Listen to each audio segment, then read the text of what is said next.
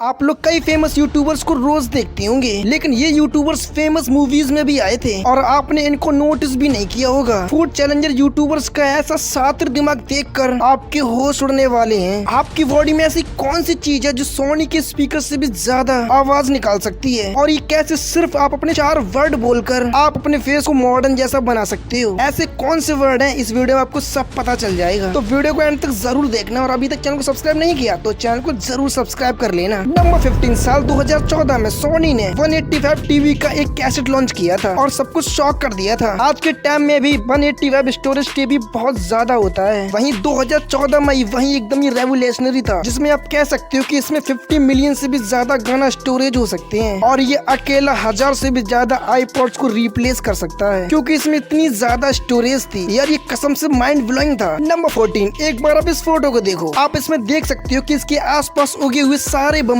कटे हुए हैं या फिर गंदे हैं, और ये अकेला सिर्फ एक ऐसा बम्बू ट्री है जो एकदम मस्त चमक रहा है। और इसका रीजन ये है कि ये बम्बू पैंडेमिक के दौरान हुआ था। पैंडेमिक के दौरान ये पूरा टूरिस्ट प्लेस बंद था, जिसके दौरान इस बम्बू को कोई भी देखने और छूने नहीं आ सका, जिससे ये उगने वाला ट्री इतना ज्यादा ब्राइट और हेल्दी दिख रहा है। नंबर 13, मच्चू पिच्चू पेरू की सबसे फेमस सिटी है, और उसके बारे में काफी क्रेजी फन फैक्ट ये है कि ये पूरी तरीके से अर्थक्वेक प्रूफ है। इस सिटी को कई साल पहले बनाया गया था, उसके बाद भी यहाँ पर अर्थक्वेक आने पर कुछ भी नहीं होता, क्योंकि इसे जिस तरीके से बनाया गया था उसमें सिर्फ स्टोन का इस्तेमाल किया गया है और इसे जोड़ने के लिए किसी भी तरीके का इस्तेमाल नहीं किया गया है। इसीलिए यहाँ पर भूकंप आने पर यहाँ की बिल्डिंग अर्थक्वेक के साथ डांस करती हैं, और जैसे अर्थक्वेक चला जाता है तो वो अपने आप सेटल डाउन हो जाती हैं। थोड़ी बहुत कैजुअलिटी हो सकती है अगर अर्थक्वेक बहुत ज्यादा स्ट्रॉन्ग हो तो। नंबर 12, कई लोग मानते हैं कि अगर अपने एयरपोर्ट्स को अगर आप अपने नाक में लगाते हो और अपना मुंह खोलते हो तो ये बिल्कुल आपकी स्पीकर की तरह काम करेगा, लेकिन ये बहुत ही बड़ा मिसकॉन्सेप्शन है, जो कि बिल्कुल भी रियल नहीं है, जिंदा झूठ है। ऐसा करने से आपका मुंह स्पीकर की तरह काम नहीं करने वाला है, उल्टा ही आपके ईयरफोन्स गंदी हो जाएंगे, और ऐसा आपको बिल्कुल भी करना भी नहीं चाहिए। आपको इससे एलर्जी और भी कई प्रॉब्लम भी हो सकती है। नंबर 11, ये वीडियो देखकर बहुत सारे लोगों को ये लगा था कि ये आर्टिफिशियल है, क्योंकि एक सैंड पानी की तरह कैसे बिहेव कर सकती है, और मैं आपको बता दूं कि ये बिल्कुल सच है, क्योंकि हिलस्टॉर्म के बाद एक नेचुरल फिनोमेना होता है, और ये किसी वजह से ये सैंड बिल्कुल पानी की तरह बिहेव करने लगती है और आगे तक खिसकने लगती है। ये दिखने में भले ही थोड़ा बहुत लिक्विड जैसा लगता है, लेकिन ये एकदम ड्राई होता है। आपको ये जमीन पर एकदम येलो बर्ड्स दिख रहे हैं, वो फिनोमेना को स्टडी करने के लिए यूज होता है। नंबर 10, यदि आप एक खड़े इंसान की हाइट नापोगे और उसी सेम इंसान को उसे लिटाकर उसकी हाइट नापोगे, तो जब वो स्लीपिंग पोजीशन में रहेगा तो उसकी हाइट थोड़ी ज्यादा लंबी आती है, और इसका रीजन है स्प्राइंग कंप्रेशन और ग्रेविटी, क्योंकि जब कोई इंसान खड़ा होता है तब उसकी बॉडी पर ज्यादा ग्रेविटी स्पैम करती है और स्पैन भी थोड़ा कंप्रेस होता है, जिस वजह से उनकी हेड थोड़ी छोटी हो जाती है। लेकिन वहीं जब स्लीपिंग पोजीशन पर मेजर किया जाता है तो ग्रेविटी उन पर अलग तरीके से रिएक्ट करती है और स्पैन भी थोड़ी सी कम कंप्रेस होती है, जिस वजह से वो थोड़े लंबे लगते हैं। नंबर 9, सोचो अगर आप बहुत ज्यादा क्राउड में बैठे हुए हो और म्यूजिक की आवाज सिर्फ आप ही सुन सकते हो। हाँ, ये भी पॉसिबल है। साइंटिस्ट अब साउंड को कर्व करने की कोशिश कर रहे हैं। साउंड जैसे वेव में ट्रेवल होता है, उनकी एंगल को चेंज करने की कोशिश कर रहे हैं कि किसी एक पर्सन को टारगेट किया जा सके और साउंड बस उसको ही रीच करे, यानी कि पूरे के पूरे साउंड में कर्व को इस तरीके से कर्व किया जाएगा कि वो सिर्फ आप तक ही पहुंचेगा, यानी कि टारगेट करके लोगों को साउंड सुनाया जा सकता है। नंबर 8, कंसोल गेम तो हम सभी लोगों ने खेले हैं। इमेजिन करो कि अगर अपने प्रोग्रेस को सेव नहीं कर पाओगे तो आपको कैसा लगेगा। दरअसल 1986 से पहले ऐसा ही होता था। पहले प्रोग्रेस सेव करने वाला सिस्टम अवेलेबल ही नहीं था, जिस वजह से तभी ज्यादातर लोग वन शॉट गेम खेलते थे, और उस टाइम पर एक गेम को कंप्लीट करना बहुत ही बड़ा अचीवमेंट होता था, क्योंकि आप उसे सेव नहीं कर सकते बल्कि आपको उसे कॉन्सेंट्रेटली खेलना पड़ेगा जीतने के लिए। लेकिन द लेजेंड ऑफ जेल्डा पहली ऐसी गेम थी जो 1986 में आई थी, जिसमें उसने अपने प्रोग्रेस को सेव करने का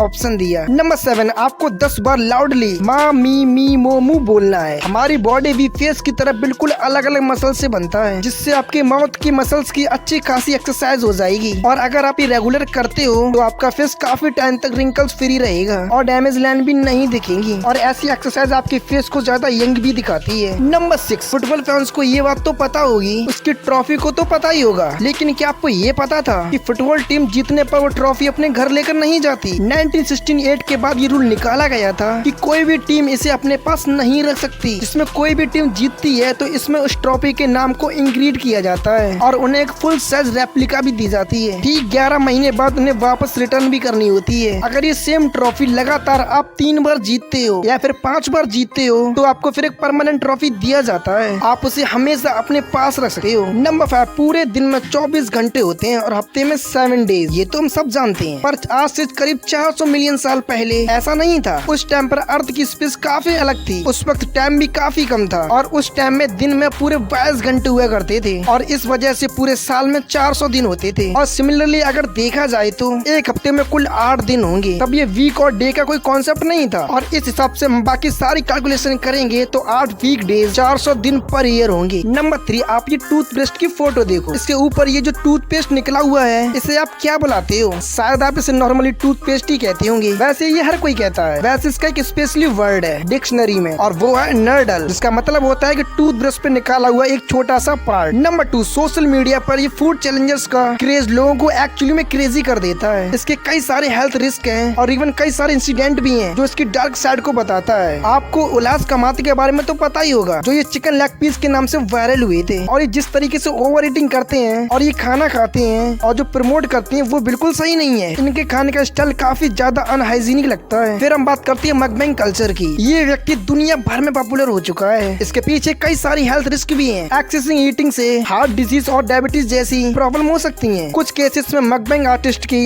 डेथ रिपोर्ट भी है बिकॉज ओवर ईटिंग। फिर स्पाइसी फूड चैलेंजेस भी काफी ज्यादा ट्रेंड में है। ऐसे चैलेंजेस में गैस्ट्रोइंटेस्टाइनल प्रॉब्लम्स, अल्सर और इवन एस्ट्रोफिगर स्ट्रक्चर्स भी हो सकती हैं। और इसमें एक आदमी को हुआ भी था ज्यादा स्पाइसी खाने की वजह से, जिसके बाद उस आदमी को तुरंत हॉस्पिटल में एडमिट भी किया गया था। ऐसे चैलेंजेस काफी ज्यादा डेंजरस भी हो सकते हैं और ये अनहेल्दी तो फिर है ही। नंबर 1, यार आज के यूट्यूबर्स सिर्फ सीन्स में नहीं बल्कि बड़े पर्दे में भी आने लगे हैं। और अब हम आपको ऐसे यूट्यूबर्स के बारे में बताएंगे जिन्होंने मूवीज या फिर शॉर्ट फिल्म्स में काम किया है। सबसे पहले कैरी मिनाटी में 2022 में अजय देवगन की मूवी रनवे 43 में एक कैमिल में किया था। उनका रोल एक रियल लाइफ की आइडेंटिटी